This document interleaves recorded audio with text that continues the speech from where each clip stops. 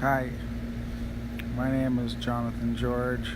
On Facebook, I go by the name Johnny Ameru Ryan. I've been thinking for a few minutes, about 20 minutes, about making this video, and I figured I'd stop by Dan's page and see what he's thinking these days. And it turns out that today is the 9th anniversary of the release of The Lost Symbol. And I met Dan Brown in 1993. He worked with my mom at Lincoln Ackerman Academy in Hampton Falls, New Hampshire.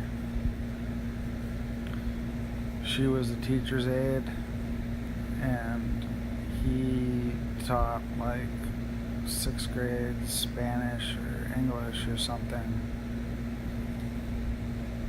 And they became good friends. And he came over on a regular basis. And if you look at the book Angels and Demons, or if you Google Angels and Demons, Linda George, you'll see that my mom, Linda, is listed as his web guru in Angels and Demons. Or if you Google the movie, Angels and Demons, in her name, you'll see the same thing. Or if you open a copy of the book, you'll see her name. I do have emails from 2004 and 2006 from Dan.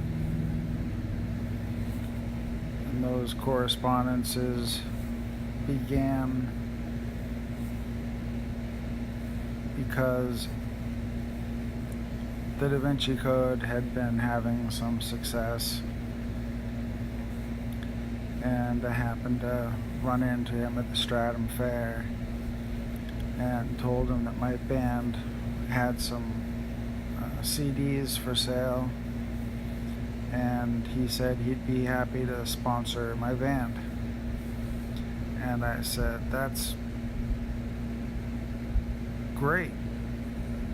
And I went back to the car or the van or whatever to do whatever I was doing to get ready for the show. And as I walked away, I realized that what he was saying to me wasn't that, like, I was like euphoric. I was like so happy that someone was going to invest in me, that someone who knew me believed in me enough to invest in me. I was very happy.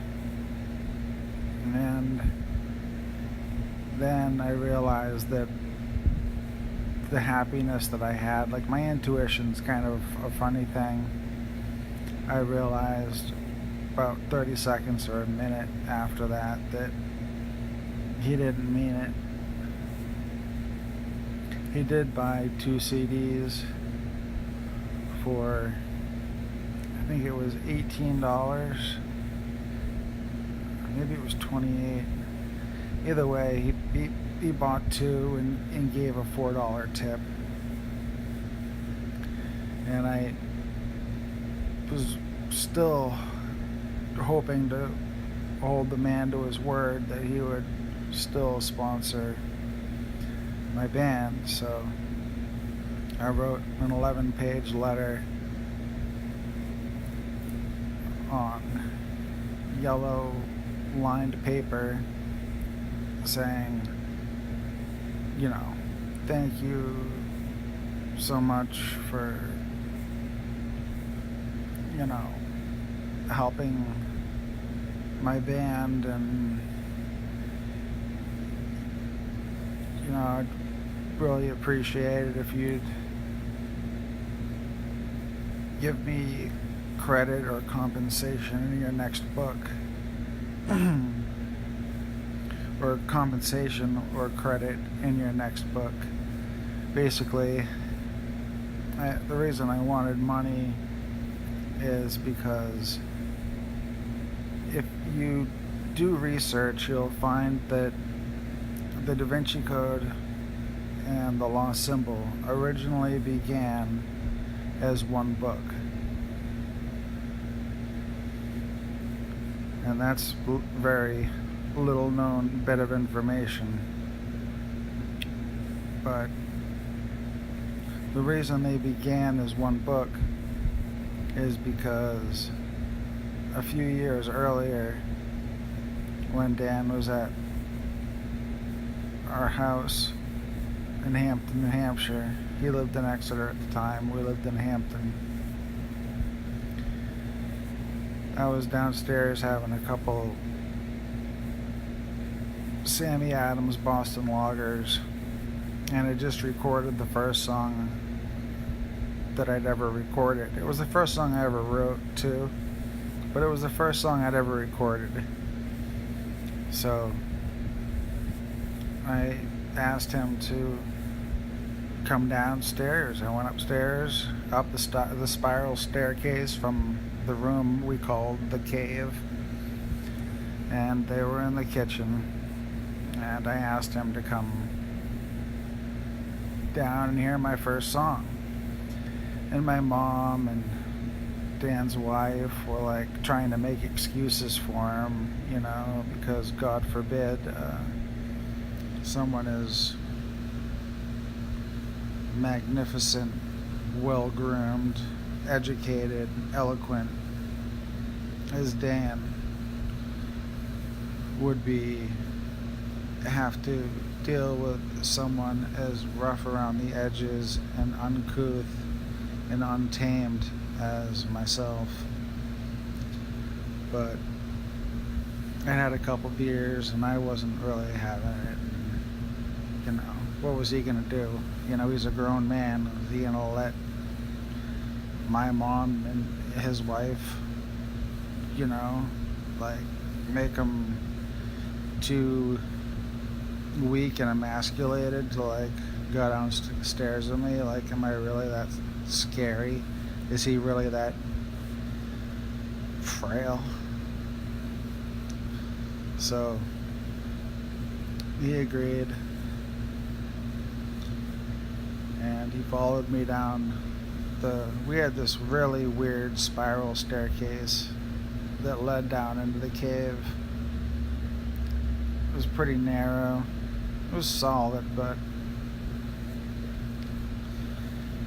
not very fancy. It was a weird place to put a spiral staircase, I'll say that.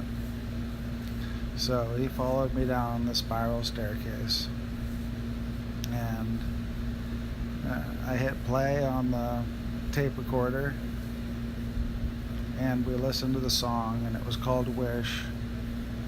It is called Wish, and the lyrics to the song,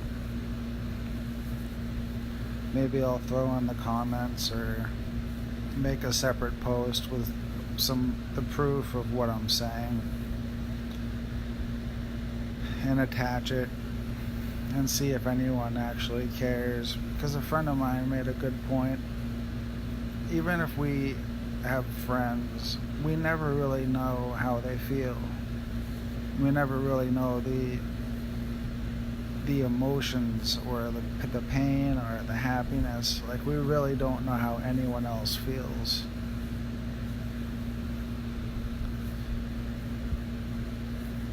And that's something I'd like to communicate in this video, and why I feel the way I do and how it's affected my life.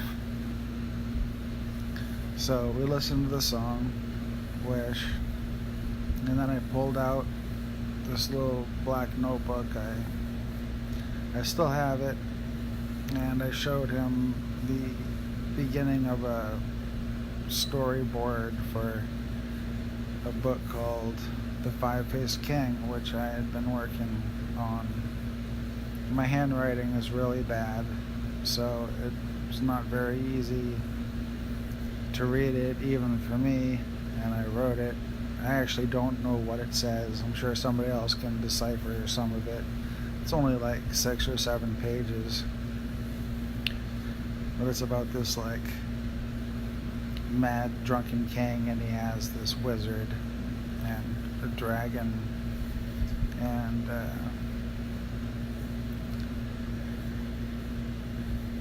two figures end up being burnt at the stake. One of them is Thoth, and the other one is the goddess. So I'm sure back then I could actually look at it and read it because it was fresh in my mind then, but I don't know what it says now, really, most of it. And I showed him my magic square, what I call the Thoth magic square, and I explained to him what it meant to me, and using numerology and a few lessons about reincarnation, I told him, and he remains clearly convinced that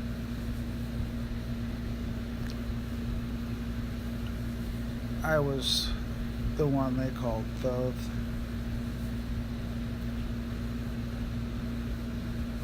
In Hermeticism, Hermes Trismegistus means Hermes thrice great, but that doesn't really matter to me. But Hermeticism is one of the oldest types of belief systems, and in Hermeticism, reincarnation plays a pretty important role. And one of the things that people who are spiritually adept or who come to Earth for certain tasks to be performed leave clues in the past so that they can find themselves in their next life, reacquire their knowledge, and then add to it.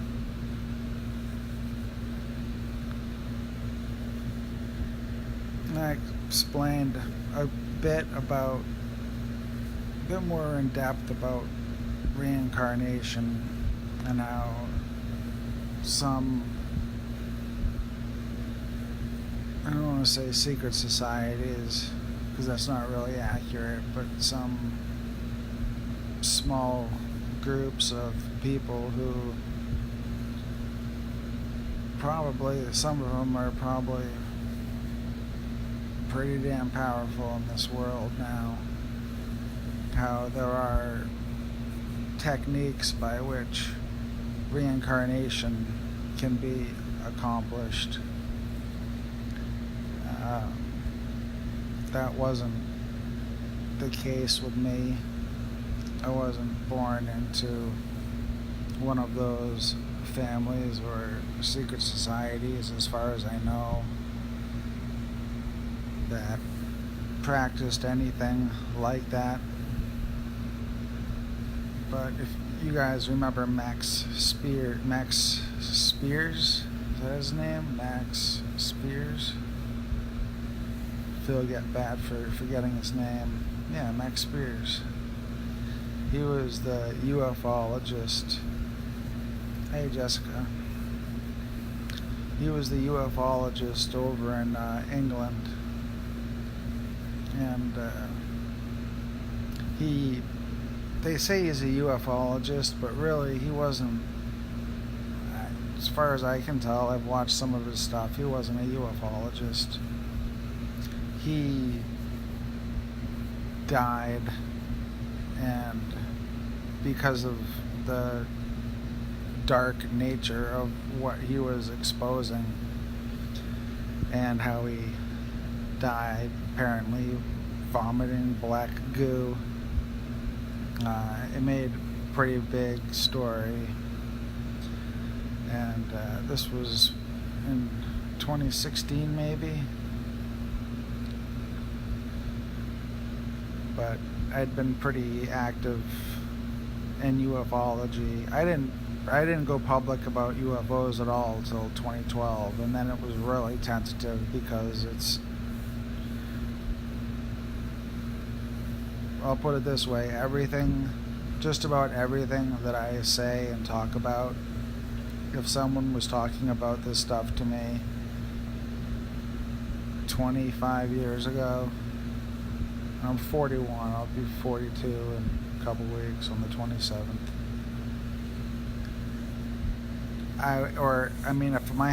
If I didn't live all of this, I probably wouldn't believe anything. I just wouldn't believe in the concepts. I wouldn't believe in UFOs. I wouldn't believe in reincarnation. I wouldn't believe in time travel. I wouldn't believe in... I also may not have as much faith in God and realize the absolute importance of believing in God, because without believing in God the way that I lived for a good amount of time, there's no way I would have made it this far. So God is good and He loves us very much. He must, because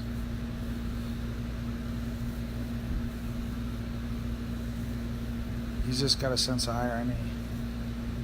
You know, people who suffer persist, and people who,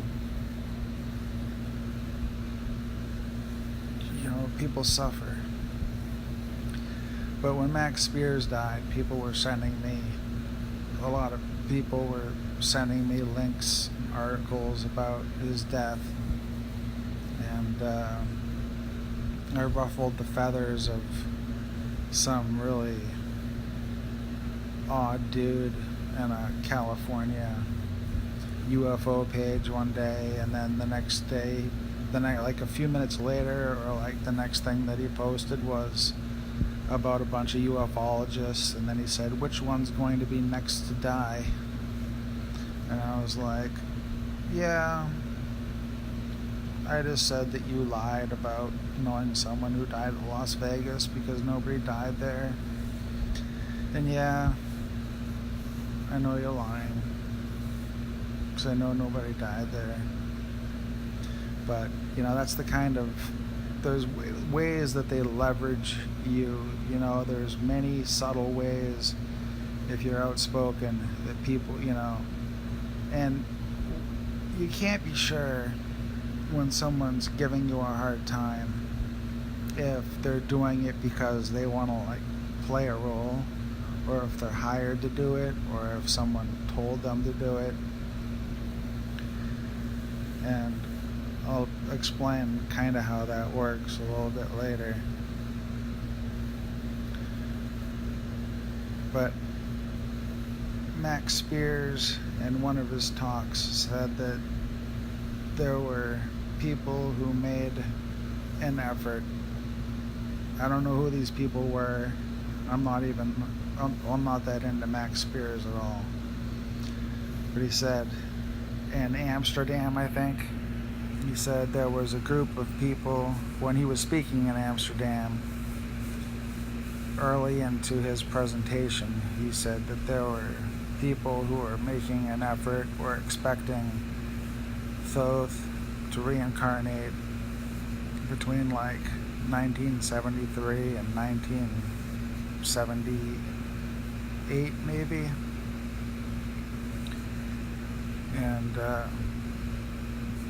and also that Inanna, or what's her name, Ishtar, I don't know, she was supposed to reincarnate in the mid-80s, and in a book called Magic Words and Numbers, which sounds fancy. There's two versions of that book made. In one of the versions, it includes that the numbers for Thoth are 3 times 9 equals 27. It was immediately after seeing, it was the same day that I read that, and then I saw the Sator square. Sator probably means Saturn. I know it has Christian connotations. It's probably a dual purpose concept, Saturn, Saturday, Sator. So if you go to the lost symbol, there's a character named Sato, and there's magic squares,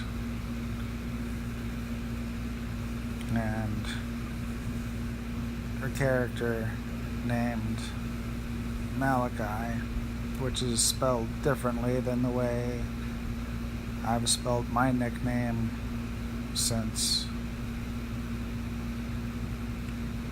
1992 was when I first got the nickname Malachi,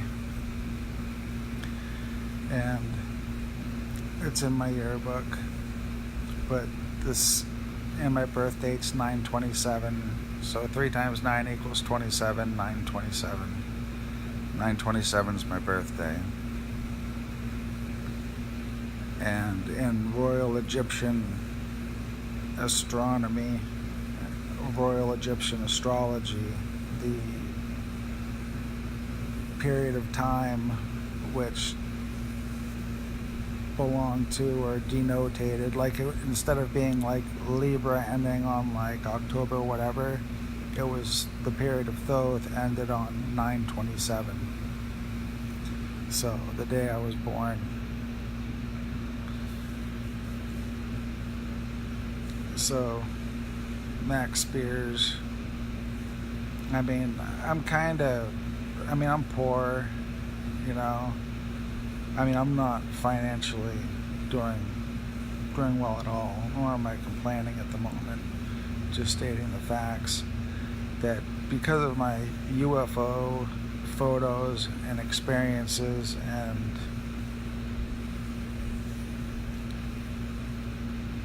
I did an interview in 2013 in October about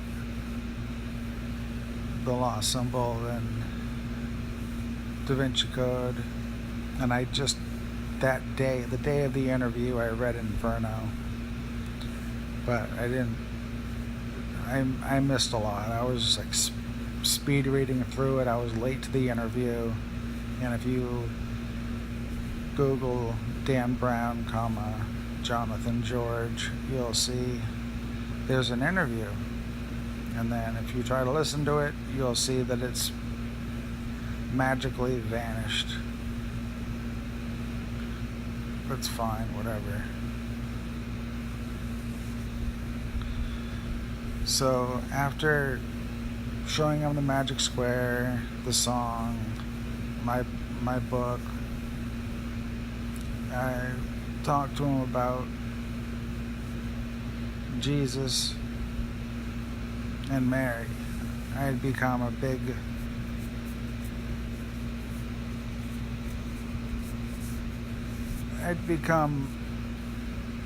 bit of a goddess worshiper. Yeah, at the time, yeah, I was a goddess worshiper to an extent. And in reading the Bible, seeing that there was Mother Mary who was impeccable, and there was the prostitute Mary, I just knew that it wasn't right. That there was something that wasn't right there. You could say, and I've said, and probably what I said to him was that it was just showing the duality of the female. Women generally, one thing women have pretty much enjoyed to some extent for the last couple thousand years is, behind every good man is a good woman, but the key word is behind. So men have always kind of like, been on the front lines of living. Yes, I know you're thinking war, front lines of war. Yeah, absolutely, without a doubt. That's been men. 98%. But, in governments and everywhere, just in general, that's how things are done. And if you look at Sweden, the way they're running things, then maybe women should be glad that they have men protecting them, because those women are a god-forsaken train wreck, ruining their country, ruining their people. It's just great. It's a disgrace. But I told him that Jesus probably was married, and if not, I've gone back and forth over the years. I mean, I didn't write down my accounts of this, when I first taught Dan all this, until a few years later. I didn't have any reason to. Why would you? I mean, he was an unknown author. Like his first 3 books didn't sell. They sold 5,000 copies apiece, which is very, very modest. Until I taught him, he was not known. Angels and Demons did not sell well. And I know what you're thinking. Oh, wasn't that a movie? Yes. Yes, it was a movie. Mary Magdalene was probably not a prostitute. Yeah, the black goo. What are you asking here? He literally vomited the black goo, Jessica.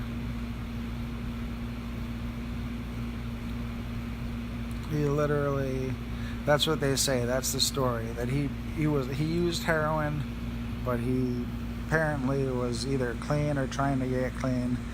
Either way, whatever. The implication is that he was poisoned, or it was some kind of like black magic, and that's why he vomited the black goo. So I hope that answers your question. And Jadwiga, Magdalene was a prostitute? No, Mary Magdalene, or Mary of Magdalena, was royalty, apparently. She was a princess. If you want more information about that, you probably want to read Holy Blood, Holy Grail, and there's I don't know if how active they are anymore or who they are, but there's an actual Order of the Dragon, not my Facebook page, but there's an actual, or there was an Order of the Dragon, which Vlad Dracula ran. I guess he was a big Christian. He was quite a hero, actually. He's gotten a bad rap over the years, which often happens to heroes, just like it happened to Mary. Maybe, she wasn't around to defend herself. The Gospel of Mary is a Gnostic text, or an apocryphal. I forget the name for the books that aren't included in the Bible, but in 1611 they removed 14 books from the Old Testament. So yeah, 1611, they were like, you guys don't need to know this stuff, be dumb. So they just keep making us dumber. So that's why you have guys like me show up once in a while, and I'm like, let's take another look at that. So, I don't think that she was a whore or a prostitute. I think that if you read, you'll see that Peter was jealous of Mary because Mary was the favorite disciple. So he was jealous. So when men dislike a woman, it's easy for them to, just, if they're pricks, it's easy for them to just demean her, so that's what I'm saying happened with Mary Magdalena.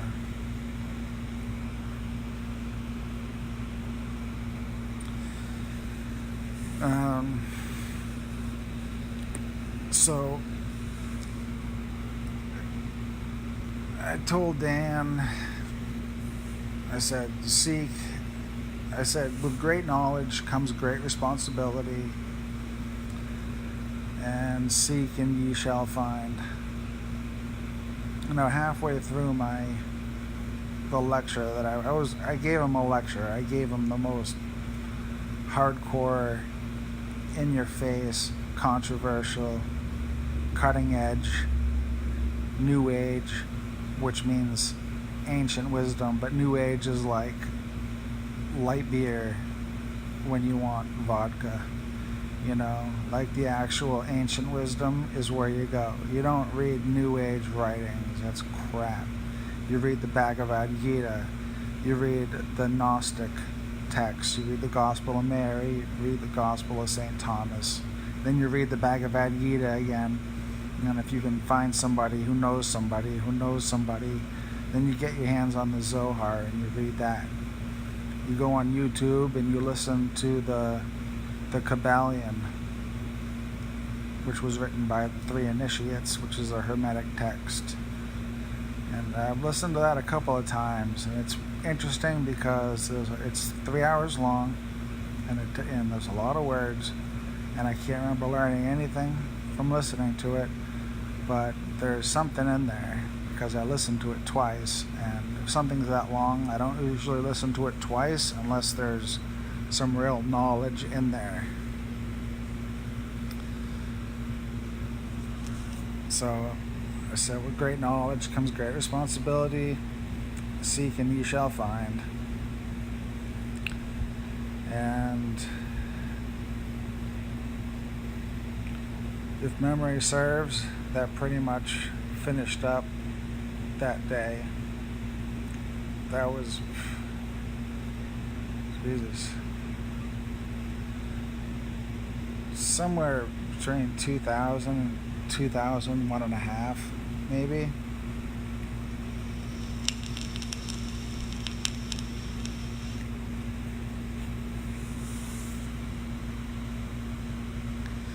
So when the book came out, I didn't know that he had read Holy Blood, Holy Grail by Bajan Lee. Even when he was being sued by Bajan Lee, I didn't even know about it because I didn't watch the news.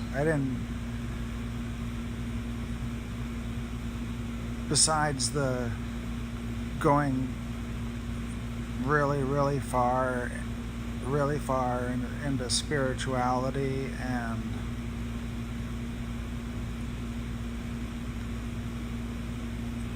magic and hidden knowledge and the esoteric, I didn't become interested in politics or what was going on for like another 15 years. I was young and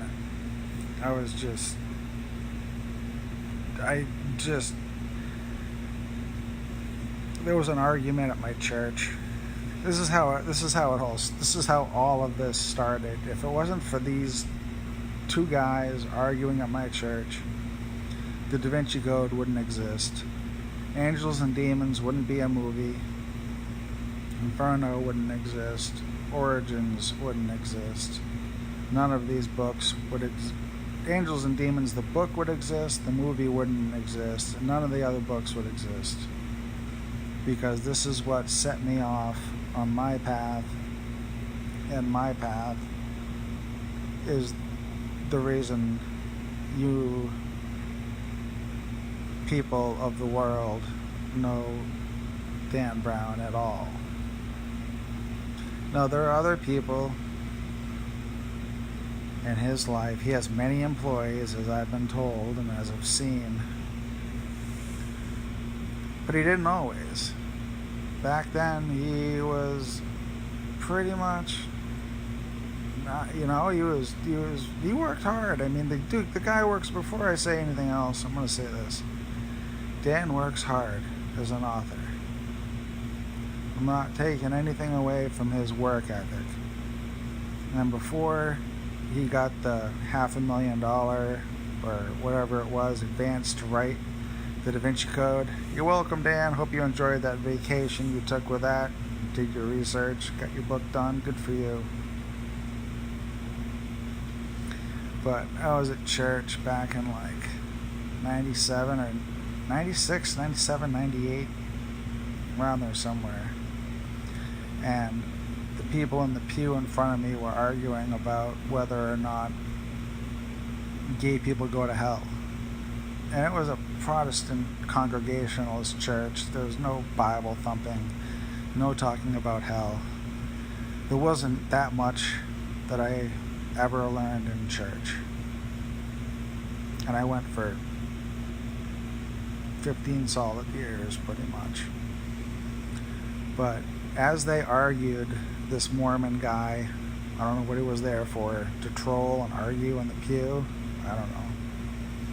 He was arguing with one of the guys from the church about this gay thing, and everyone else in the congregation just wanted to get out of there as fast as they could, and I don't blame them. But the aisle was full, so I just stood there and listened to them. It was like South Park, the talking heads, the heads just going rah, rah, rah, rah. And they were just both being complete idiots. It was bizarre. But I thought, I really don't care what consenting adults do. Like, if this is even something that, like, my religion is gonna argue, like, if we're gonna have an argument after church, let's, like, something with content, like something with meaning, something that would resemble like the founding fathers drunk, like arguing something passionately that's important.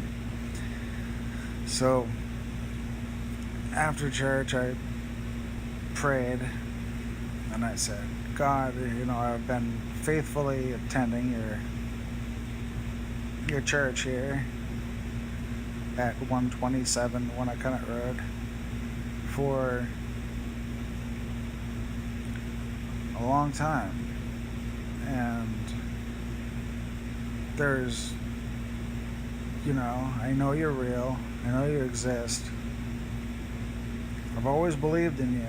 There's just nothing left for me in this. At this point in my life, there's nothing left for me here. And I would like your permission to study outside of Christianity. And that was my prayer.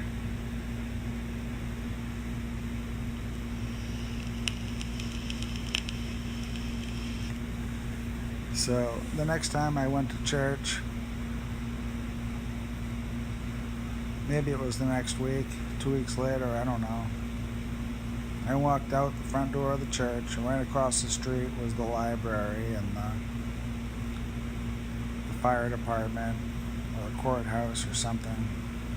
And I looked to the left towards Friendly's, and the sky at the intersection of Winnicott Road and Route 1 in Hampton. Up in the sky was a perfect bust, the head of the sarcophagus of King Tut. And I guess instinctively I knew that the other one was his father, Akhenaten. And these weren't like loose clouds like a lot of the pictures I've posted over the years where I'm trying to find things. This is probably why I ever got started with looking at clouds, because I didn't for a long time. That's only in the last few years, last 4 years at the most, because I saw legitimate things in the sky and wanted to show them to you. If you look at my profile picture, you'll see, in my cover photo, you know that I've seen real things and photographed real things. Put myself in some hazard to do so. Kind of glad that period of my life is over. I don't know if I'll tell you the story of that, but maybe, I don't know. So I looked at these clouds, and growing up there was always a book of the artifacts of King Tut's tomb in my house. And, you know, it was shiny gold, you know, like everything was so cool, you know, like whoever left that stuff there, like they knew what they were doing. They knew how to leave a mystery for the ages. 3 huge pyramids, secret chambers, you know, light still comes out of the top of those pyramids sometimes. You can find photographs where there's just light emerging from the top of the pyramids. And it's real, and it's amazing. And they don't even have the capstone on top, some of them. It's amazing. But they knew how to leave things behind. So future ages would be like, wow, this is amazing. And what was in the tomb is amazing. The tomb is amazing. Besides the mold, which killed the people who were stupid enough to invade his tomb, which was probably, well, I don't really believe in coincidence, but, you know, he knew how to make a myth. He knew how to make a legend, right? You build the pyramids, put the stuff in it, gold, honey, all kinds of weird stuff, secret chambers, pretty amazing. The Sphinx too. The Sphinx apparently is a cat, by the way. I know there's some speculation about that, but the Sphinx was probably a cat. And if that guy from Mars was right about there being something behind his ear, it's probably a Bluetooth, which I think can be found on the Easter Island statues, which if you look into those are actually much bigger than what emerges above the ground. Like, those things were really tall. And some of them, something on that island, which is of substantial size and age, has a Bluetooth. So when Mars Kid said there was something behind the ear, that was the key. I thought of my angel friend in my profile picture from 9/27 of last year, 2017. And I thought of Easter Island, and I thought, hey, why not? Why couldn't there be a cat with a Bluetooth? So, at any rate, I took that sign as a sign. It was a sign, clearly, because here we are, 9 years after the lost symbol came out. And how many years since the DaVinci Code? That came out in 2003. So that was 15 years.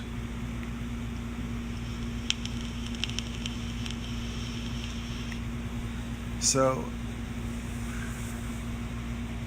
in all truth and honesty, what caused me to make this video at all tonight was what I discovered today. Today. I didn't take any notes on the lost symbol today, but I did review them either yesterday or today, and I made a connection and I shared it with someone, and they were like, I see what you're saying. For years, a few years now, at least 5 years, because that's when I did the interview about the lost symbol, I've been very hurt by how the things he said about me and the lost symbol.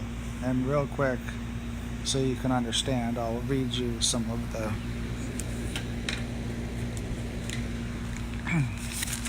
I'll read you my notes on what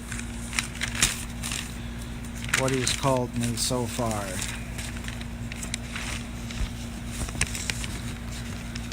Alright.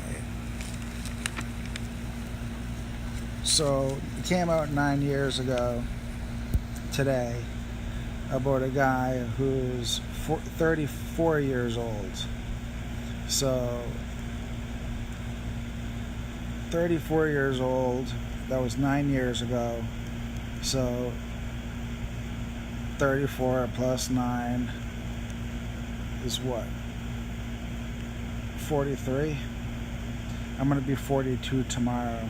And the reason why you use 34 instead of 33 is, well, it all boils down to 369, as Tesla said, or 3927, or 3 nines, or 3 times 3 is 9, 3 to the third is 27, which is what Tesla would say about 33. But yeah, so that guy was 1 year older than me, and far too young for anyone to actually have achieved the rank that the character Malachi, based on me, has achieved in the book. So he calls me on page 44 a nutcase, 45 a madman, 59 a monster, 62 he says madness, delusions of a lunatic, 71 that goddamned guy,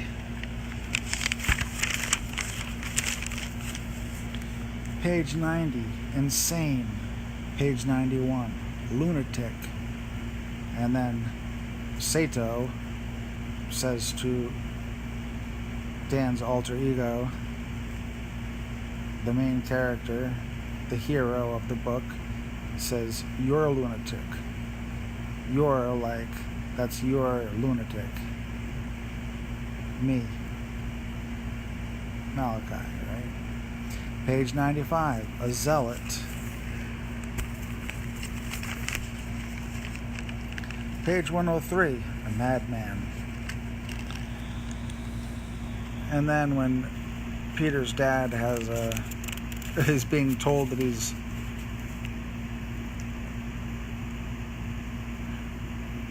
but then when someone else, the good guy, Dan's good friend's son, Malachi, is the horrible villain.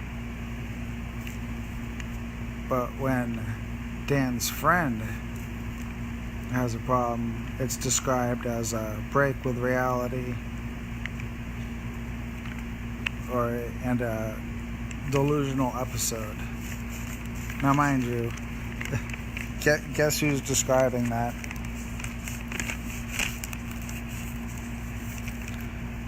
You'd have to read the book. Page 158, lunatic. Page 177, terrorist. Page 184, he kills his grandmother on Christmas Day over a family heirloom. In real life, the heirloom he's referring to is a drum set, which I returned to my grandfather on that day. My grandmother had let me use it to record an album at the studio, the album that Dan bought, in fact, which has my magic square in the artwork. Page 198, he says I'm a lunatic.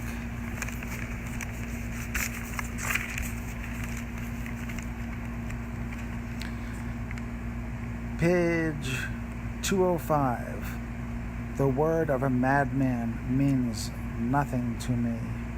And then again, madman. Page 227, cave-dwelling beast. And as I mentioned, the room that I taught Dan in was called the cave. And this is fairly common knowledge for anyone who knows me. Page 211, dangerous, tricked me. Page 226, a hideous form, bare-chested animal. So after 226 pages of insulting me, we find out why Dan is really so angry at me. Page 233. Robert Langdon, aka Dan Brown, doesn't like being lectured to. He's a teacher, he's the expert, he's the fancy guy. Okay? He's not going to have a cave-dwelling piece of crap like me teach him anything. He doesn't like to be lectured to. Page 233. So what happens right after that? Right after page 233, what do we have? Oh, on page 234, Holy Blood, Holy Grail, learned lesson. Okay. So, when Dan wrote the DaVinci, so he insults me horribly, portrays me as an evil for 226 pages. And then he says he doesn't like to be lectured to, right? And then he mentions Holy Blood, Holy Grail, and a hard lesson that he learned.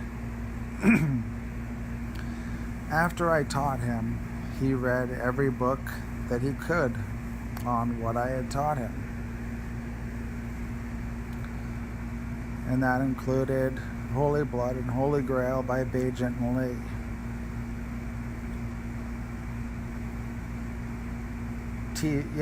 Bajent and Lee. And their book was called Holy Blood, Holy Grail. Now, there's two things that are important here. One is that after he finally gets around to talking about the hard lesson he learned and explaining why he's insulting me, is because he's scared. He's scared because,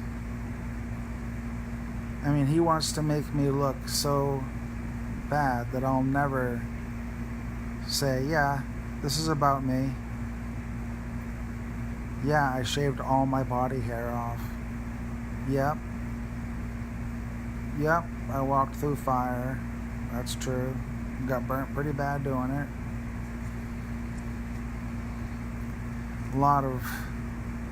I'm only on page 290. But after he finally confessed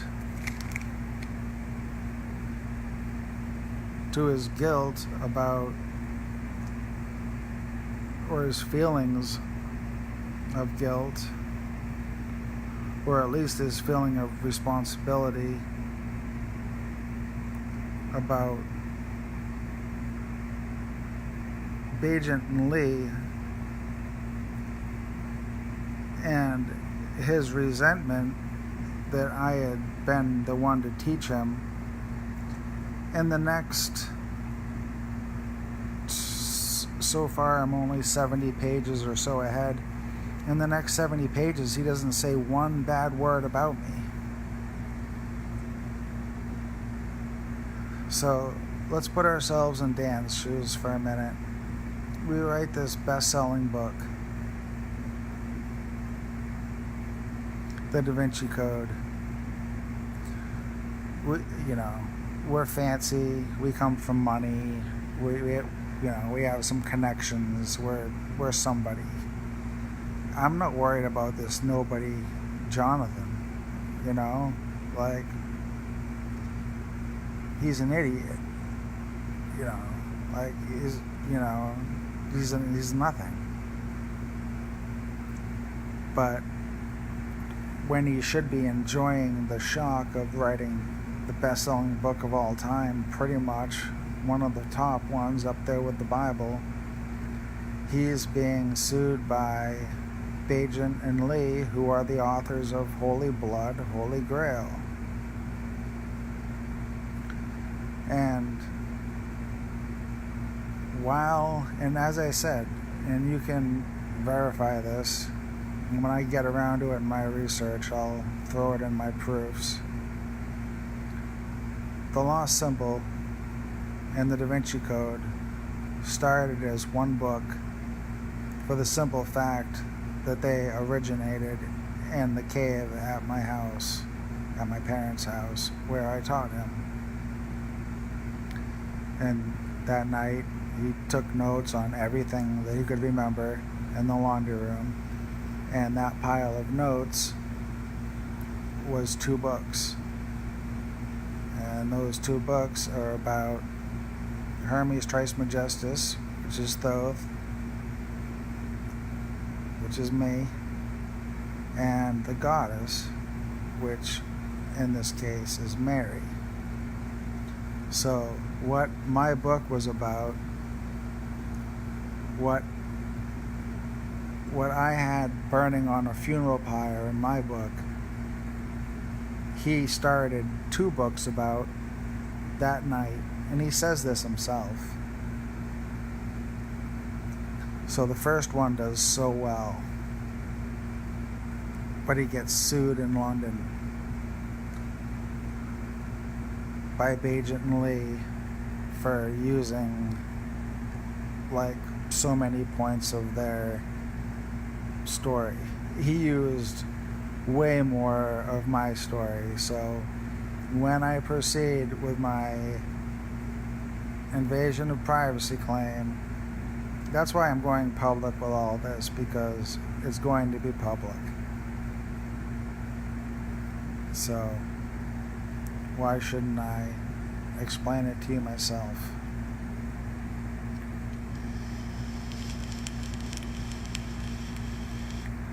So he's so angry, he's got all this success, but he's being sued.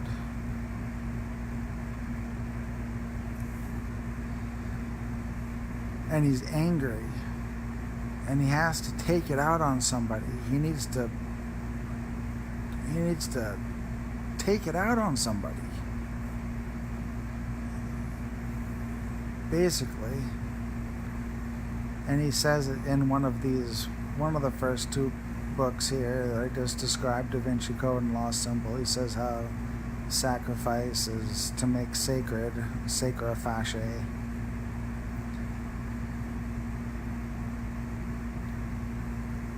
But he brutalized me.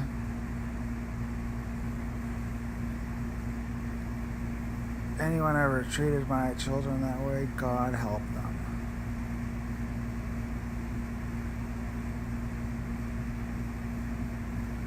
But I am a very gentle soul.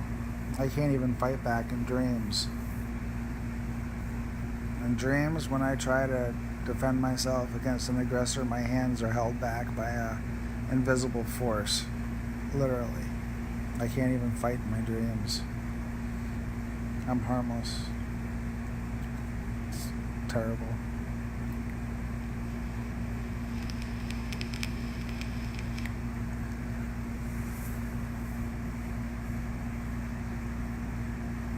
So he makes this big display, and that's all I have. That's all I'm going to share from that book, probably.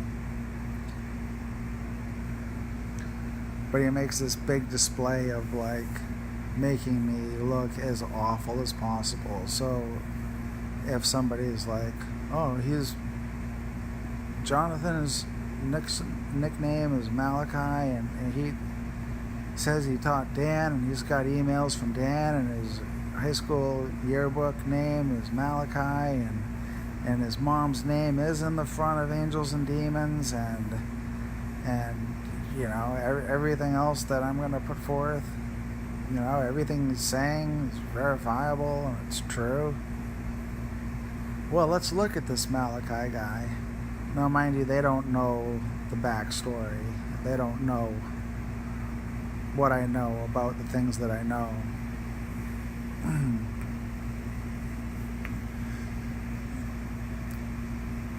But so these people who hear this, they go and they do a Google of Malachi, the lost symbol, and they just read about this, like, you know, and if you read Dan's interview from 1998 on a website called Writers Write, he says himself that his characters are often composites of people that he knows, interesting people that are larger than life. And he also says that he doesn't write about what he knows, he writes about what he wants to know.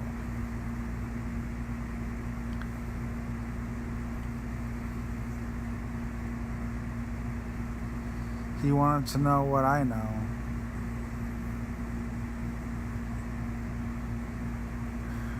I don't know if he understands any of what he wrote or why he wrote it.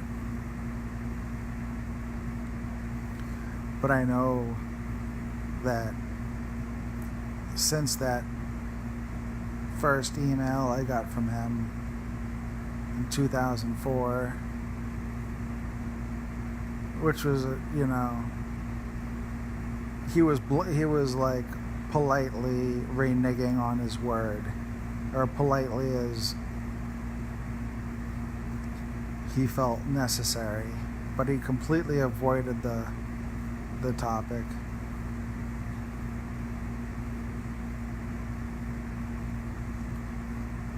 And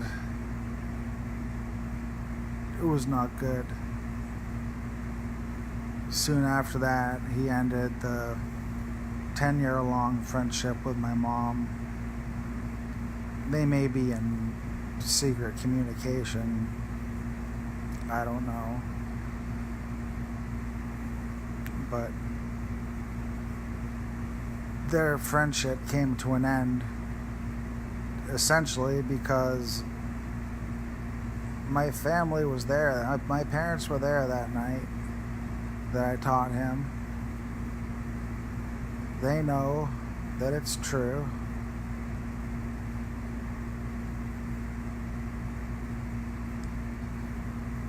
I don't really know why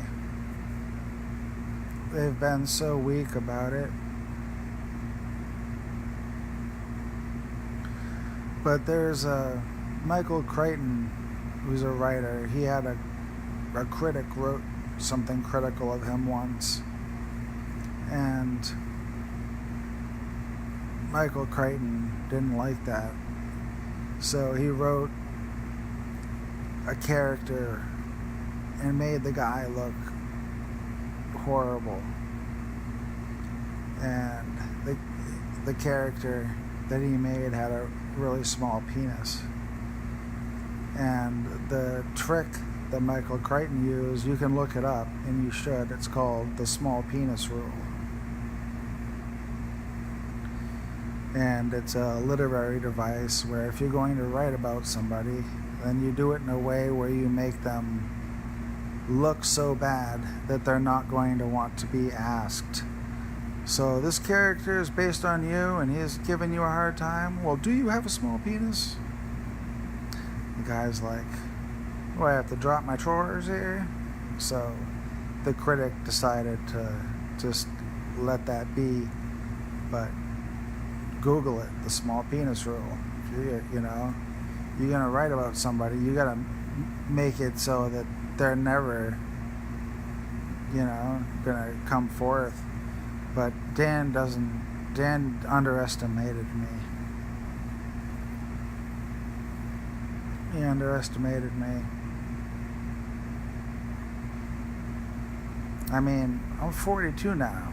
I mean, this has been going on 15 years. How friggin' long is that? 15. I'll be 42 in a week. 26, 27. I was 26 or 27. I was a late bloomer, that's for sure. I'm still blooming. I should have, if I had family support and more people offline in my real life who cared enough to go even like a foot out on a limb for me, I would have. And I did contact lawyers. I contacted plenty of lawyers after the DaVinci Code, after the Lost Symbol, after Inferno.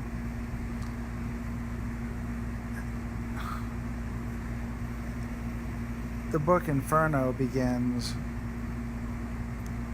with him apologizing to Dr. Marconi, who is really Jonathan Ferris. And Ferris, if you look it up in the Urban Dictionary, means slacker, referring to like Ferris Bueller's Day Off. Like, I don't know, maybe Dan thought I was cool and living the life. He has no clue how much pain I was in or have been in since then. So I guess that's why I was an easy target.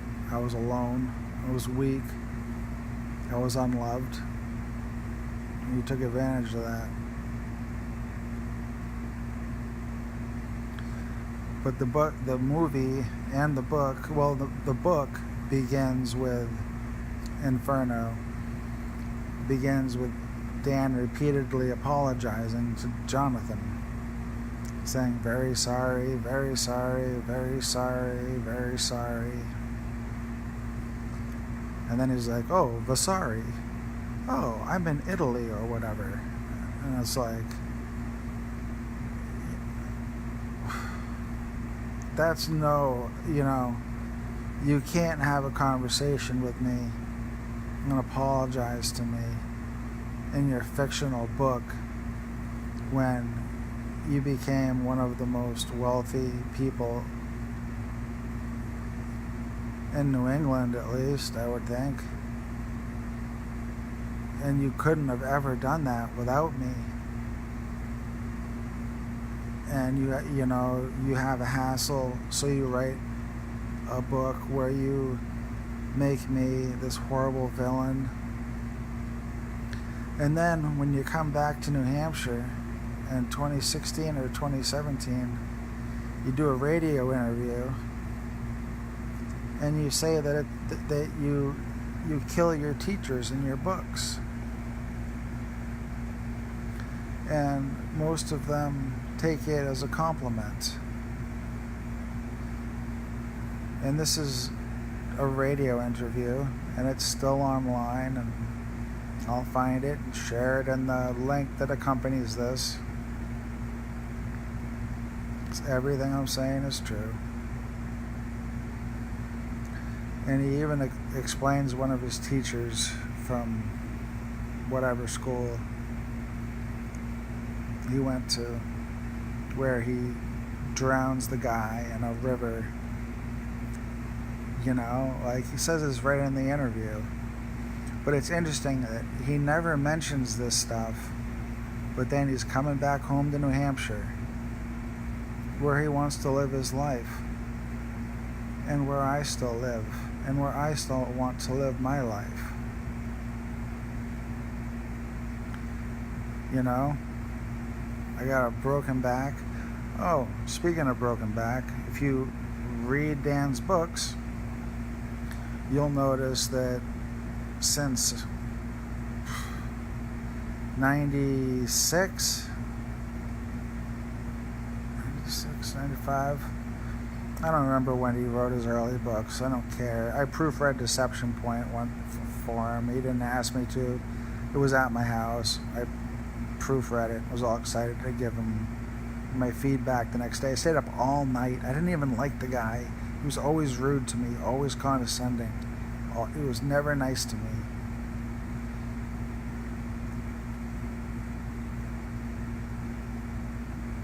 I stayed up all night to read that book, to give him my little bit of feedback. And I showed him one part in the book that didn't make any sense.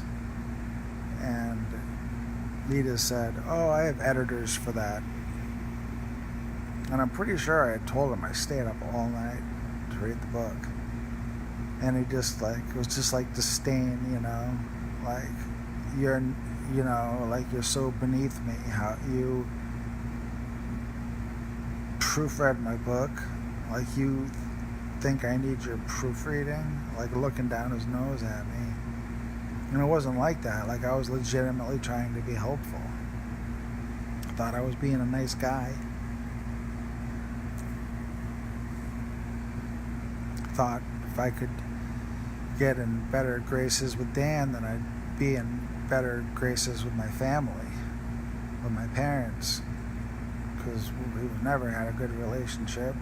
And he's 12 years younger than me, and my parents are 12 years older than him,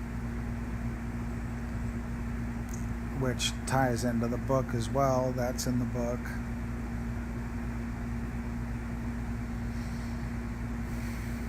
It's very, you know, he was an older brother figure. You know, he was around constantly. He was the center, you know, the family dinners. Like it wasn't, let's hear what Jonathan has to say. It was, you know, it was Dan holding court. You know, he was the man. So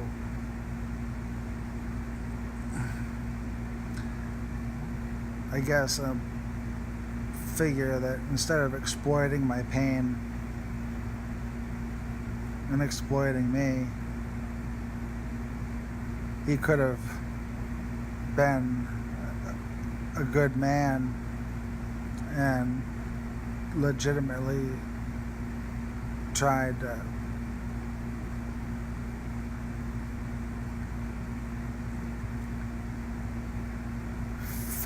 he was in our lives from 1993 on. He could have been helpful. He could have been a friend.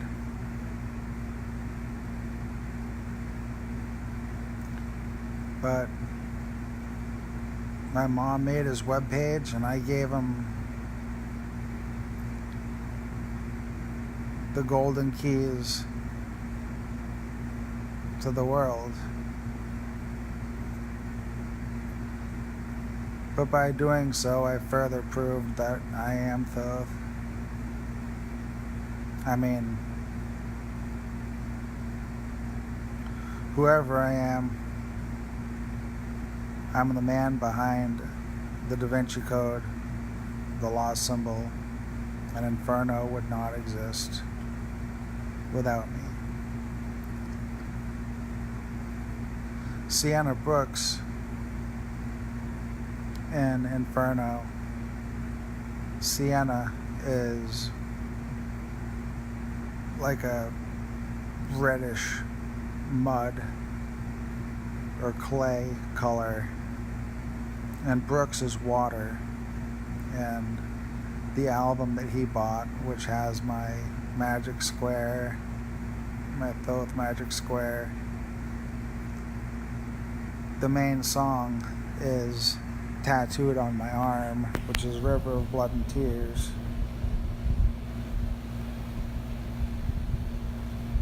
Teardrop of river and teardrop of fire and water, river of blood and tears.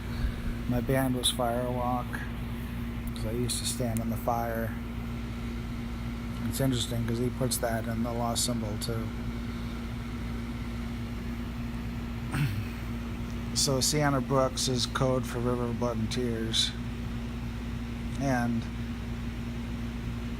I figured this out. I mean, the apology to me, but the way he treats me and the rest of the book is like the apology was meaningless. It's like sarcastic, or like to him, I'm just so beneath him that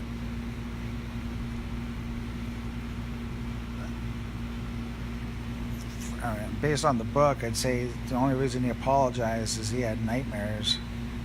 He had a lot of nightmares over how he treated me. That's what that says. But the book itself, if you watch the movie, you'll see the mask that they wear. Yeah, sure, it's a death mask, let's say. But it's identical to an ibis, which is the symbol for Thoth. One of the symbols of Thoth is the ibis. And the ibis and the river of bloody water and the angel, which is on my album cover, and my friend in my profile picture, is all there. So what I'm saying is that Inferno is further based on my song River of Blood and Tears. The lyrics and the caduceus is in that, which refers to Hermes Trismegistus, the plumed serpent, which another symbol for the plumed serpent looks a lot like my cover photo.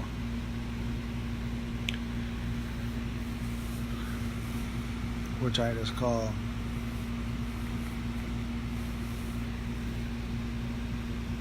what I call it. So Sienna Brooks, the character, she gets attacked in a foreign country. Very similar to Malak's trouble in a foreign country. Very similar. And when she was young, she was a violin prodigy and had a very high IQ and had depression or whatever. Or I think he says that Sienna diagnosed herself with depression. So when I was young, I was a violin prodigy. Talking like 8 to 10 years old. I was really good classical violinist. They told me if I keep playing, I could get a scholarship to any university in the country. Full ride scholarship. But like many things in my life, I ended up quitting that because I got bored and wanted to go master something else. think it was Sun Tzu. Maybe not. You guys can figure it out if you want. He said the mastery of the one thing is the mastery of the 10,000 things. Another guy says if you want to master something, give it 10,000 hours. Another guy says the only way to Carnegie Hall is to practice. Or, do you know the way to Carnegie Hall? Yeah, practice. But it's not just the amount of time that you put into something that dictates how good you become at it. It's how focused you are, and the science and the law symbol.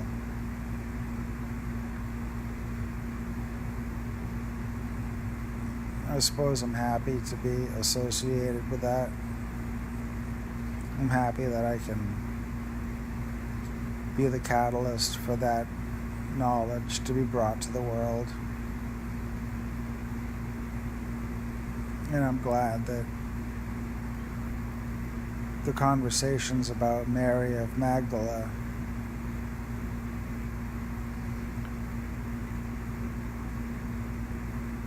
that I helped bring that to the world.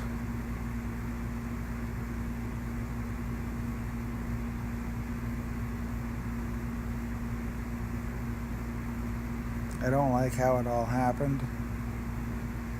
I don't like that people doubted me. I don't like that I was insulted. I don't like that I was denied credit publicly. If I asked him in an email back in 2006, and mind you, when I wasn't hearing from him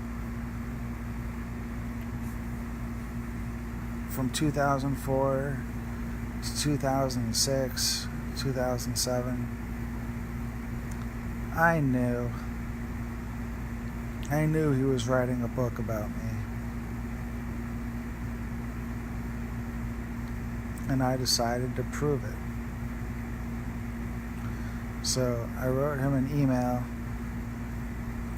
and I told him that the name of my massage company and my school project is Trismegistus Massage Therapy. And at my school they were like, that's a terrible name, you shouldn't do that name, nobody's gonna know what it means. And I'm like, I know what it means. And that's what I'm doing.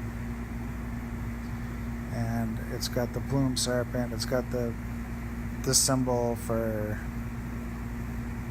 basically what's an Ibiru or Quetzalcoatl or Hermes Trismegistus, the winged serpent, the plumed serpent, whatever. My profile pictures the angel, and above her is God. I guess we could say it like that. So the winged serpent looks kind of like that craft in my picture, my cover photo. Now I'm going to have to leave that there for a while in hopes that some of the nerds of the world will watch this.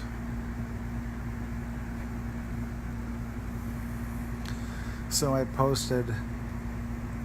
started getting, I'd contacted lawyers, and they were like, are you rich? Basically, and I was like, no, I'm worth a lot of money if you help me. And they were like, but do you have money? And I was like, no, but I'm telling you the truth, and I have proof. And they were like, do you know that I play golf with him at the golf club? And I was like, no, I didn't know that. And they were like, well, it's a conflict of interest. I can't possibly help you, and I doubt anyone else will either. because we all go to the same golf club, the Good Old Boys Club, where the rich people hang out and conspire how to hold everyone else down and protect ourselves. And it's right over in sunny, rich New Hampshire, right on the seacoast there, right near Portsmouth, New Hampshire, but not quite. And that's where the rich people get together. And I know that there's very powerful people, very rich people, very rich. Oh, and some of them are mean. Oh, they're so mean. They're so scary. So scary. And they don't like when I talk about this. This video may disappear within a couple days. But this is all true.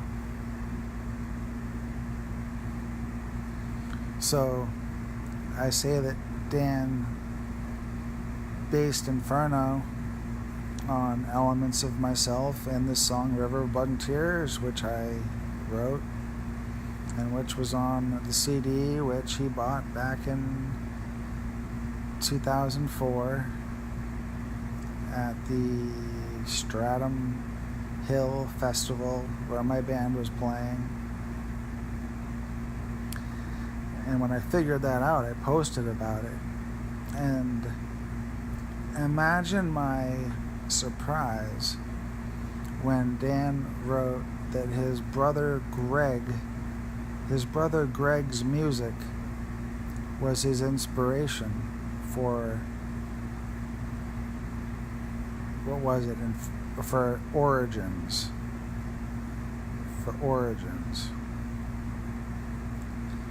But wait, doesn't that give veracity again to what I was saying?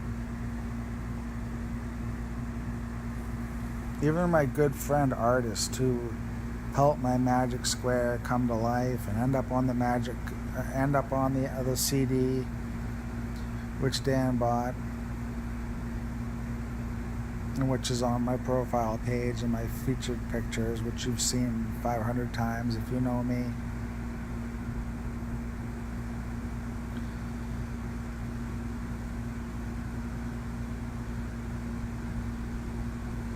See how it all ties together?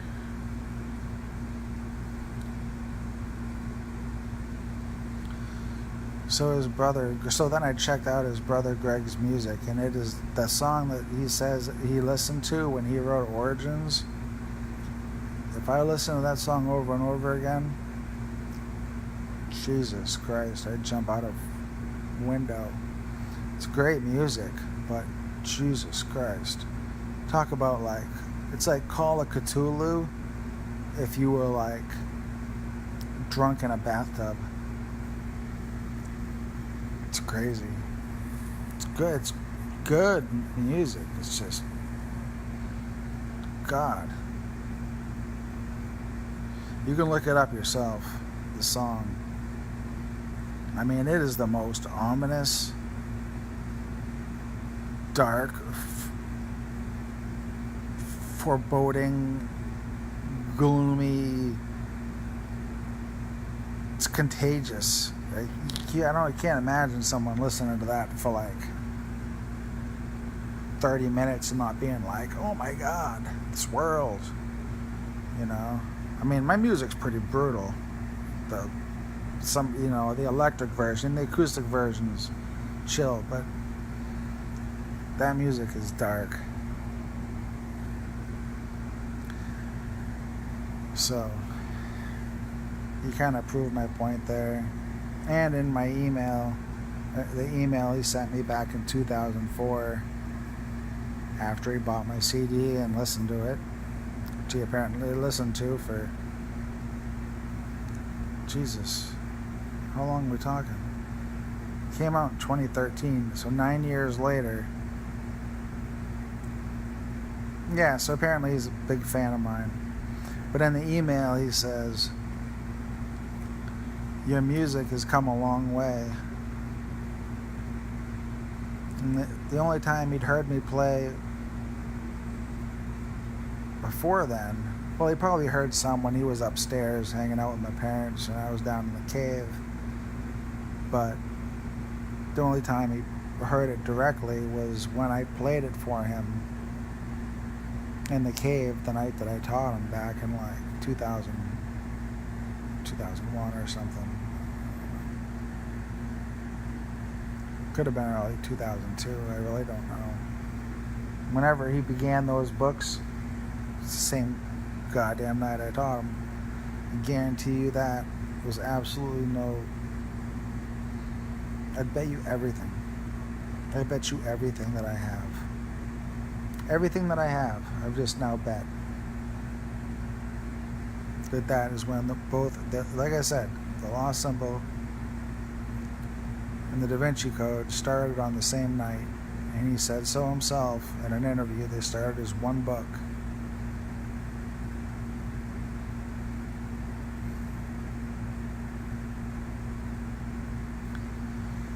So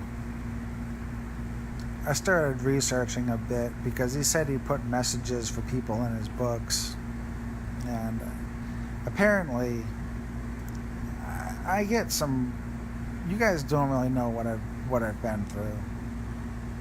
Some of you do. Some of my close friends do. I even told the police about some of it. I reported some of it to Facebook.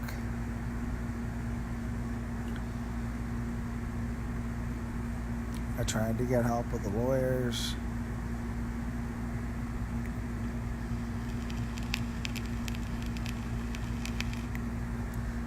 I posted about a code I had found in one of his books. I'll be vague since these powerful people are so freaking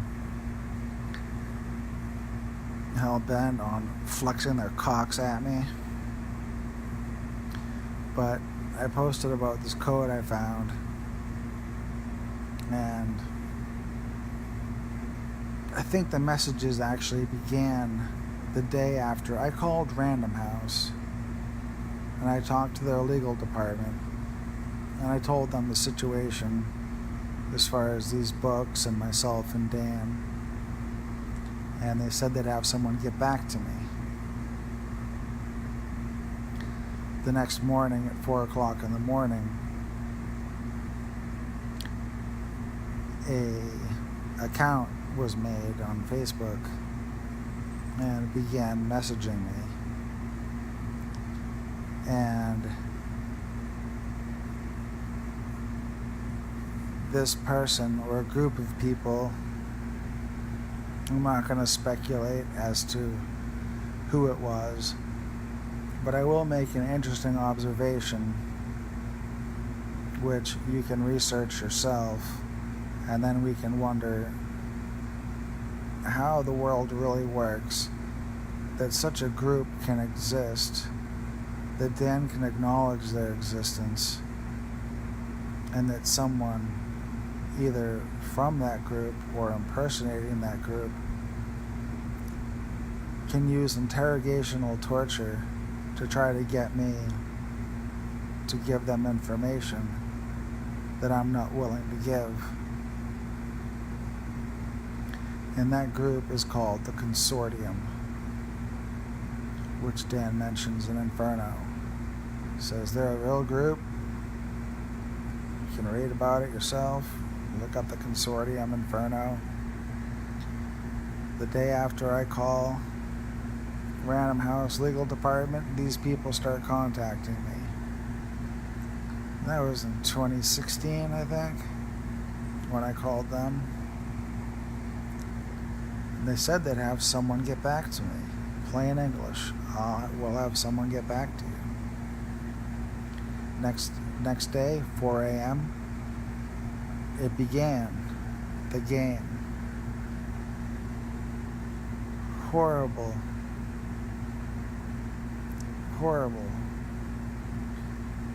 Told me it was this innocent, it was like different people, and then it was this nice girl, and she needed to get the information because if she didn't, then powerful men were going to do bad things to her, and they're very dangerous, and there's nowhere you can run.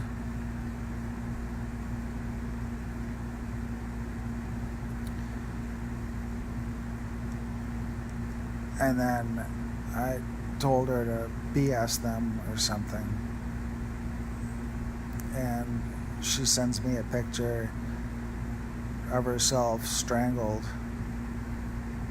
and says, this is what happened because you didn't give me the information and you're just like them.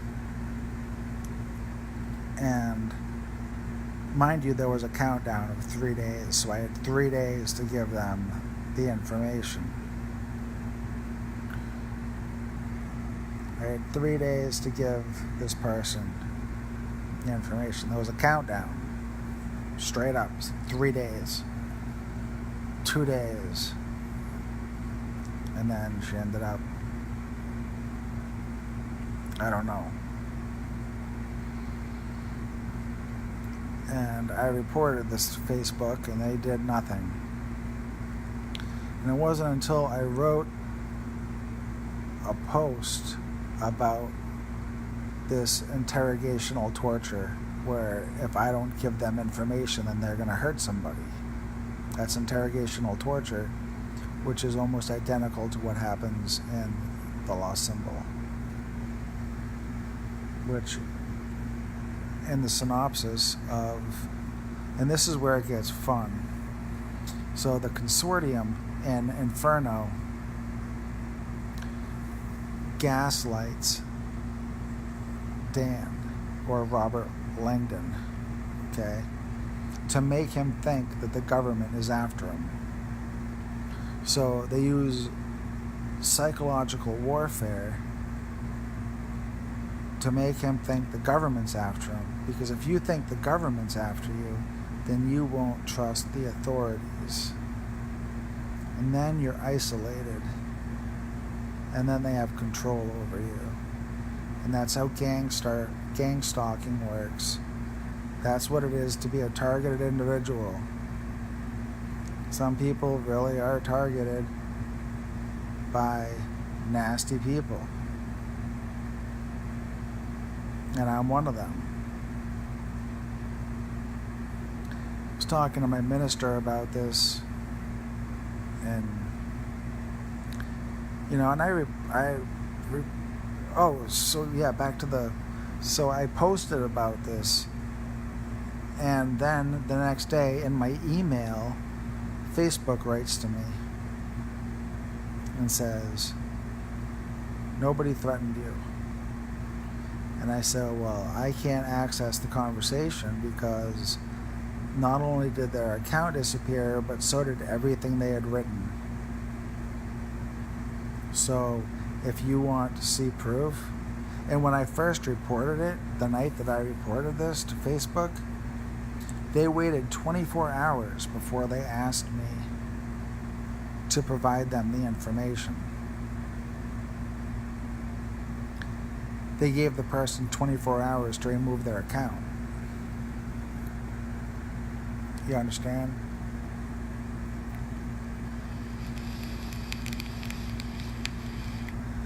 So then, when they asked for more information, I couldn't access it.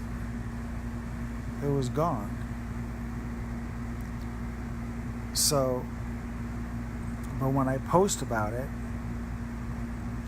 months later, all of a sudden, Facebook emails me, tells me I wasn't threatened. I know the guy's name, too.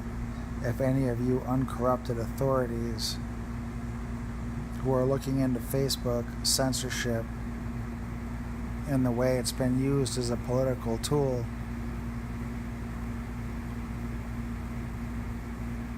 I know a thing or two about that. And I have proof.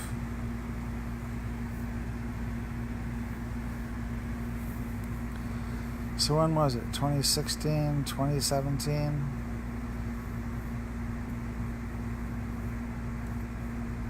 I was talking with my minister, and I said that I thought they were going to do something to me. And I said it'll probably be on the first day of April vacation.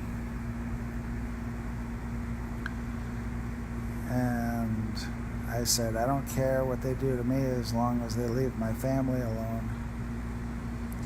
And you know what happened on that day? As my family was driving to their vacation destination for the week, they were run off the road.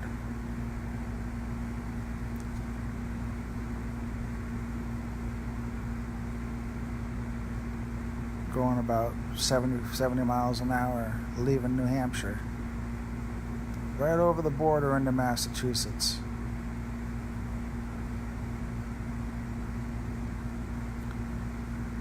I think I tried to get somebody to look into that.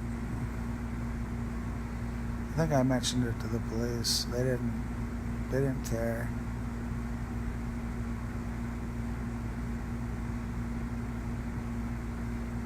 They certainly didn't get back to me.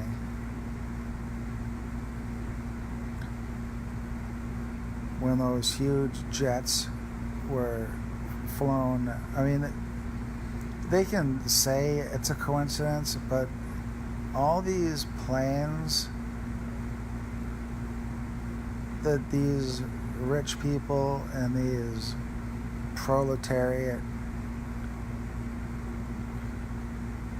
communist rich capitalist assholes, like when they fly a plane, that thing like leaves a recording. So if you fly over my house in crazy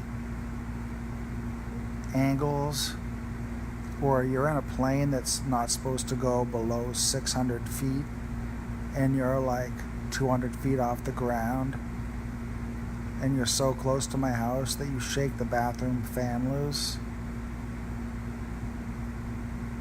and I have a burn on my cheek the next day that was facing where the plane was as it pulled up right after going over my house. My bathroom, my air conditioner malfunctioned. And it wasn't just big planes. I mean, I'm talking about the biggest planes you're ever going to see. They were targeting my house. Period. You call me a liar. I fucking dare you to call me a liar.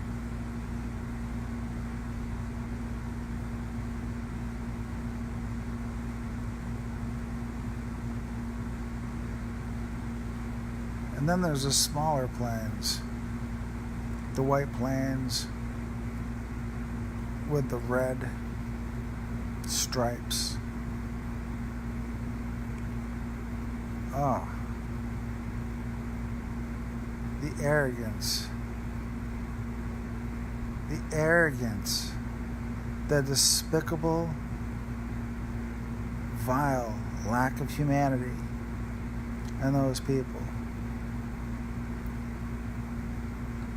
The way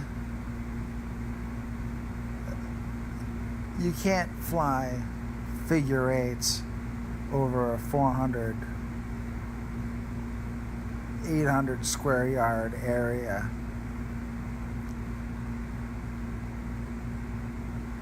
And then went like right at the edge of my yard, low. And then when I pick up my daughter, because I know that you scumbags are coming back, and I walk out into the street and I start walking down the street and you're flying the plane right towards me and you see me and you bank right and you take off after doing your friggin' weird flying pattern.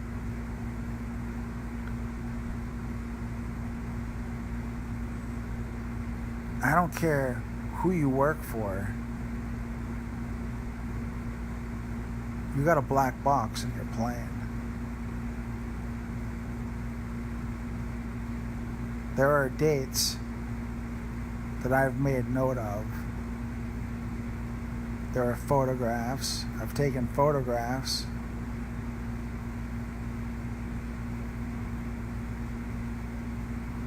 You gang stalked me. You harassed me. You're fucking mercenaries.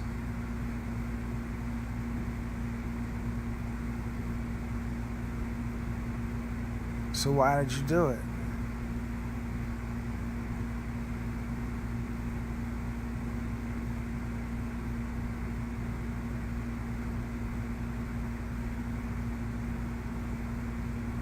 To protect the money? To protect the royalty? To protect the golf club? The country club? To protect your status?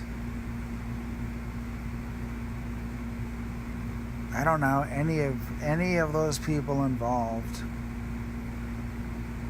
including the people at Facebook, including the people at law enforcement,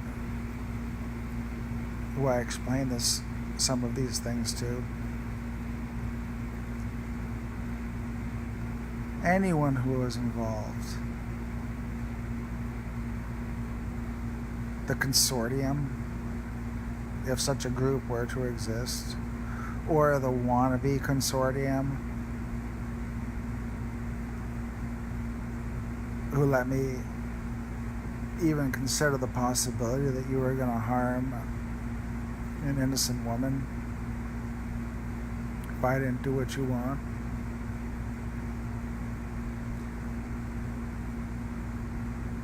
You want to know why I took a stand against evil?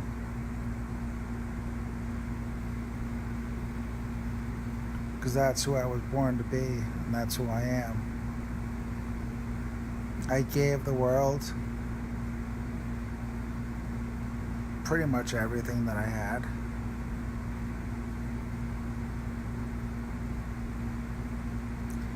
And then they took my nickname, my birth name,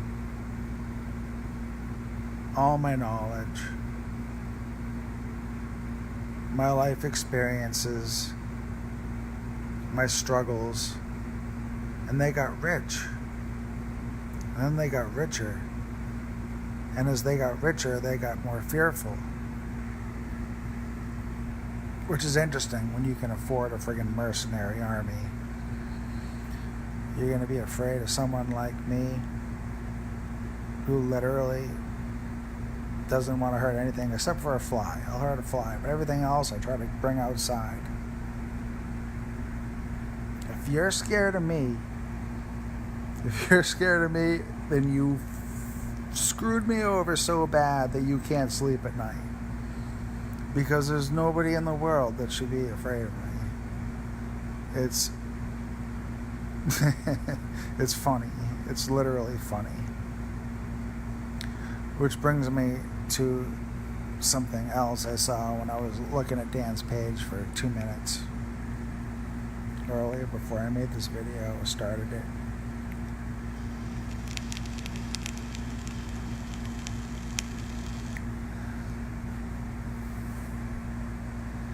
There was a question about AI, artificial intelligence, and Dan said, it will be used to kill people.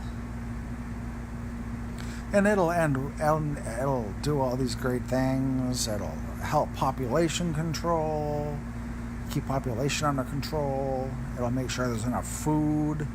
It'll grow food. It'll do all these great things. But it's like fire, you know. We can use it for warmth, or we can burn down somebody's house. Or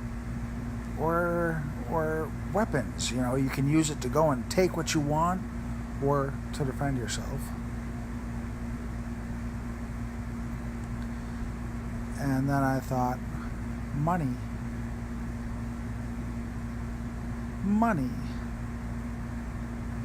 How could a rich man with the power of money, who hires all these employees, not think of money? What kills people? Money.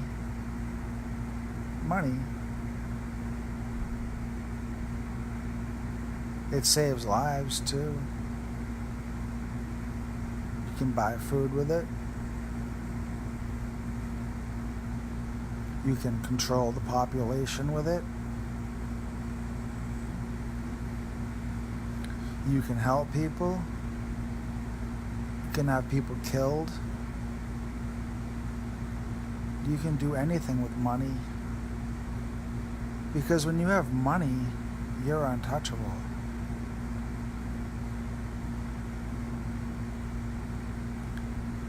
And this is an element of our society which, granted, I know that my life is exceptional and that my story is exceptional, and I know this far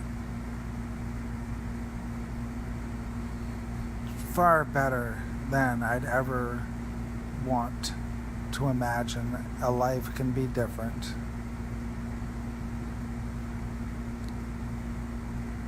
The things that I've seen, learned, experienced, and then the things which I just know by instinct, just pure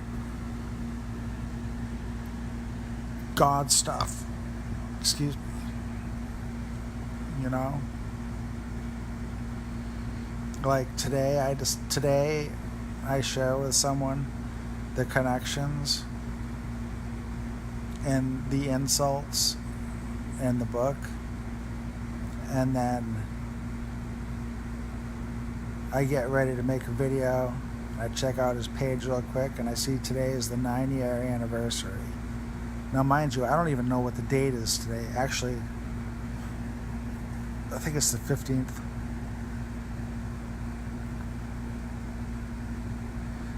I don't know. Is today the 15th?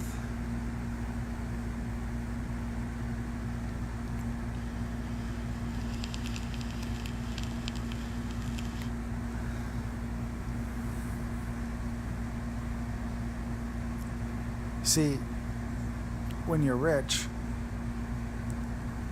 especially if you don't have children, then everything is an intellectual thing. Population control, let them eat cake. The AI will reduce the population. It's like anything else. It can make everything better. But these rich people, you know, like Bono, he's got $600 million and he's trying to get you to contribute to like all these causes, and he, you know, just showing up and singing for you is his contribution. Probably gets paid to do it too. These celebrities that get paid to get you to contribute money to poor people, they're all filthy fucking rich. You know, they pretend to have a soul. They pretend to be soulful, and they do it with hateful indifference for your suffering. And that is one of the sicknesses of humanity, and I don't know if it originates with religion or if it's older than religion, but people enjoy seeing others suffer. Mother Teresa, people talk about her like she's such a saint, literally. But she said the suffering that she witnessed was beautiful. The suffering of the children, she said, was beautiful because it reminded her of Christ. How rich is your church, Mother Teresa? How corrupt is your church? How many people does your church traffic and torture and kill? How many foreign invasions have you funded with your church? How many orphans have you made? How much suffering have you caused? And the same for every other religion. Judaism, causes suffering. Islam causes suffering. The Buddhists don't seem to bother anyone. The Dalai Lama seems pretty cool. He thinks all the refugees that are raising hell in Europe should get the hell out and go fix their countries. And he's right. And that's what's going to happen. But they ran the numbers. And they're going to make sure that every country that took these refugees in suffers badly and gets brought down. Just like Obama said that America would be brought down to the level of the rest of the world, Europe is going to be brought down in the process as well.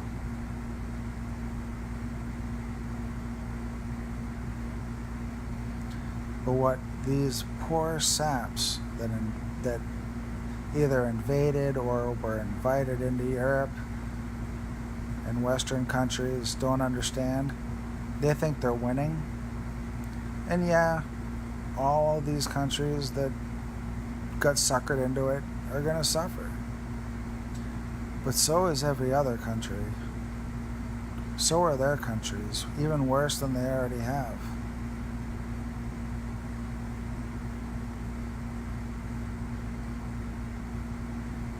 This is how the world really works. Kurt Cobain said when his generation grows up, they would surprise everyone. Apparently he knew his generation was a bunch of friggin' idiots. He said his generation would grow up and surprise everyone by electing someone like Donald Trump. You can look it up. Kurt Cobain said this.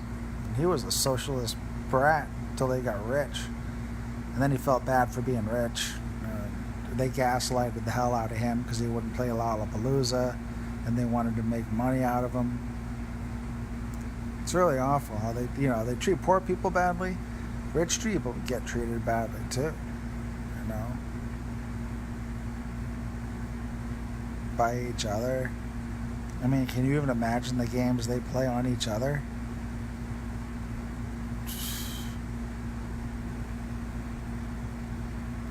The Vatican should give away their wealth to the needy. The Vatican's going to collapse. All the religions are going to collapse. Everyone's going to lose faith in their religions. Well, not everyone, but everyone that follows the false teachings of their religion, they're all going to lose faith. They're going to lose faith. They're going to lose faith enough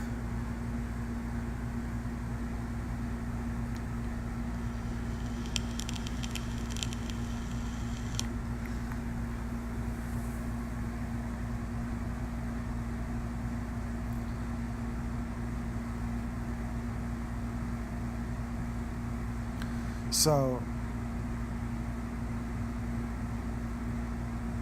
everything I've told you is true.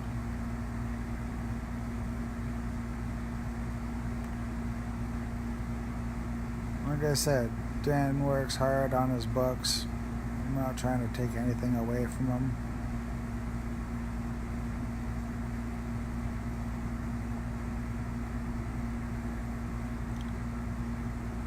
Through legal means and societal pressure via the media, I'll help urge him to do the moral, ethical thing legally. I'm not a criminal. I've never been a criminal. I don't have the stomach for it. I have a weak stomach. I'm not a robust, energetic person. All my energy is in my mind and my spirit and my soul. My body's taking a beating. So I mentioned earlier about Dan's books going back to around 96. or 95. In every book since then, there's been a major fall, a brutal fall. One of the characters falls badly, like to their death. I think the first one, the guy falls really far and he lands on a cannonball, breaks his back, and he's dead on a cannonball. Pretty brutal.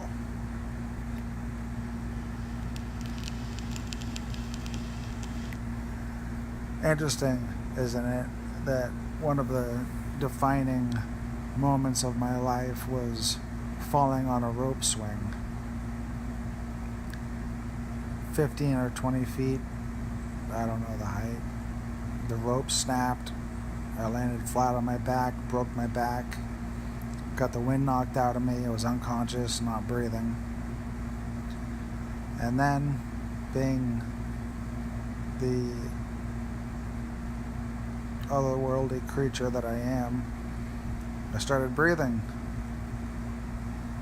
It scared everyone with the horrible sound that I made because the wind had been knocked out of me so bad. I thought I was dead. And I got up in shock, spitting out pieces of broken teeth. It was a bad fall. I didn't get any medical attention for that. Not until the migraines started. And those have plagued me ever since. But ever since my fall... when the hell was that? I don't know.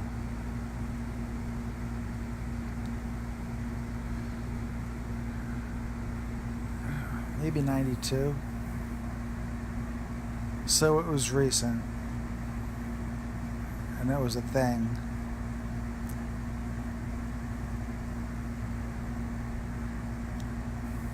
What I'm saying is that, you know what I'm saying. I'm saying that even my falling and breaking my back was something to be parodied and cartooned into the wealth producing machine.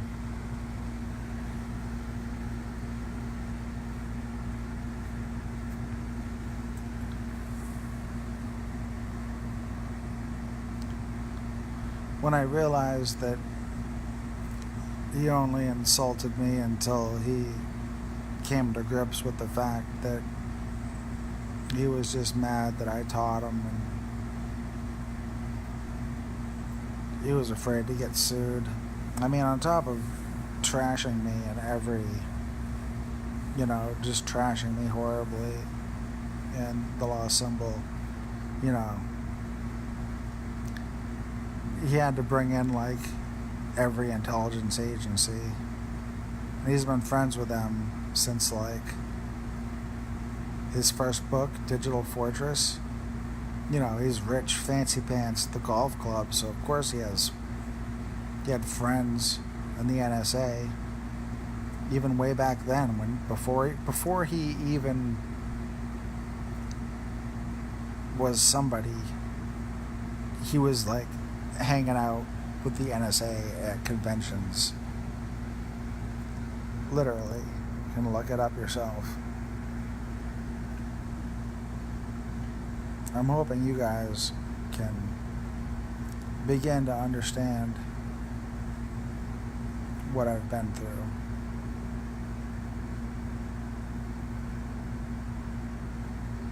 And even though this is a long video,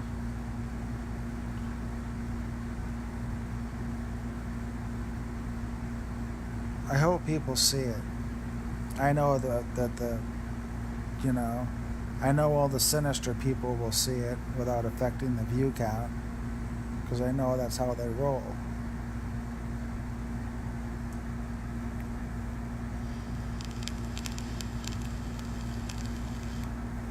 There's probably 2 of them watching it right now, and you can't even see them. Right now it says live, 1 or 2 people watching. I know they're watching. I know somewhere that they're watching right now. They're looking right at me. And I'm looking right at them.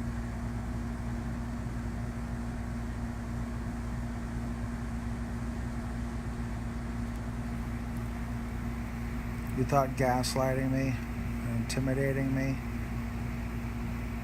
torturing me,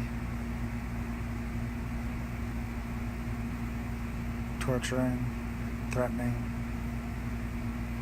You thought that was going to stop me? When I said that the Malachi in the book is nothing compared to me, I wasn't joking. When I said the chessboard is mine, it's because the chessboard is mine. You made a mistake playing a game with me. Because I'm smarter than you. I'm more patient than you. You already blew your load all over the place. And you left evidence everywhere you fucking went. And now you're in my world. Wanna play a game with Thoth?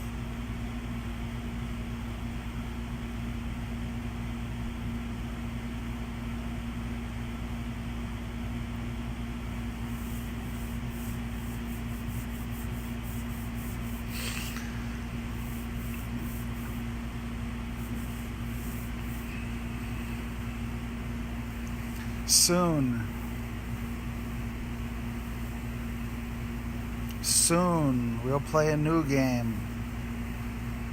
And the whole world's gonna know about your game. You already broke me down, now it's your turn. You can answer to your friggin' subcommittees. You can check the FAA logs. You can check with the complaints I filed with Facebook. You can check the license plate that I gave the police department. You can check the phone number that is featured in one of my cover photos. Pretty sure she works for one of you guys, and so does he. And every time I get a prank call, I'm gonna call him.